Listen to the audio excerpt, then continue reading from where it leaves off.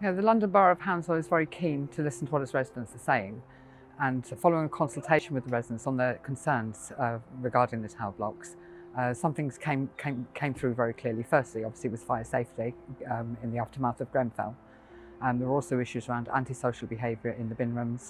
We had a lot of people rough sleeping. We had people who were taking drugs, etc., in the chute rooms in the evenings, which led to residents feeling scared for their own safety. So speaking to them at length and also looking at the borough's targets for recycling, we spoke to them about actually closing the chutes down.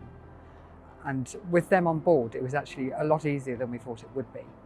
So we spoke to the residents, we told them what our plans were. Initially, people were a bit sceptical because I don't think this has been done before on this scale. But thanks to the residents mainly and to their cooperation and with the London Borough of Hounslow keeping them informed about what we're doing, it's been very successful. As you can see, there's very little litter on the area, and prior to this we had a lot of litter.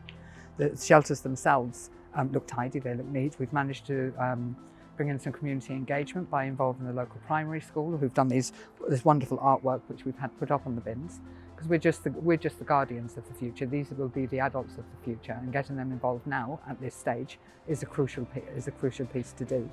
So that hopefully, going forward in the future, recycling will become the norm, and people will look at the way in which they dispose of their waste. The impact on the tower blocks themselves has been quite significant. All the chute rooms are now closed, so consequently no antisocial behaviour. The fire loading on the building itself has decreased quite significantly. We're not having bulk items dumped in the chute rooms because they're not there anymore. And as I said, the litter on the estate in general is virtually nil. It's been quite successful, and it is down to the collaboration between the council and the residents themselves.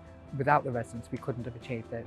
But keeping them informed and getting them on board, I have to say that's probably the pivotal piece for it being successful.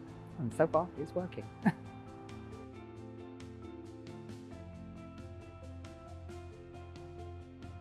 This project that we did is about people putting rubbish in the bin so we can save the environment.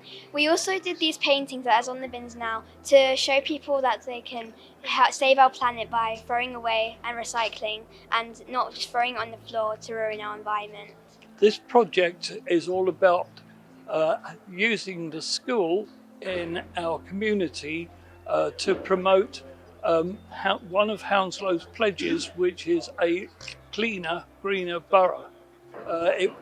It's always been a vision of mine to engage young people as early as you possibly can in promoting cleanliness in local environments.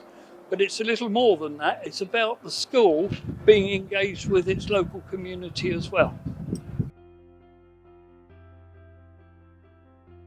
Here we are on the Haverfield estate. Over the last few months we've been putting out these metroSTORs. It's very good. Our recycling rates are up. Just been talking to the caretakers. There's much less litter on the estate. I think they look great, and they contribute to both a nicer estate and to better recycling, which will help the planet and and actually help the council tax bills, because if we recycle it, it doesn't cost us a lot of money. If it goes in a black bag or into a general bin, it costs us a lot of money to get rid of it via burning nothing guts landfills from Hounslow. It's really great to see the London Borough of Hounslow investing in resident safety. On these tower blocks, they've closed the refuse chutes to reduce fire risk. But at the same time, they've actually had a massive increase in recycling. And that's because it's really easy for the residents to put refuse straight into the refuse bins, recycling into the right recycling bin without having to touch lids, without having to open doors. And they've also involved the local school children. It's a fantastic campaign producing these posters and really inspiring to see their commitment to actually seeing a better environment for the future.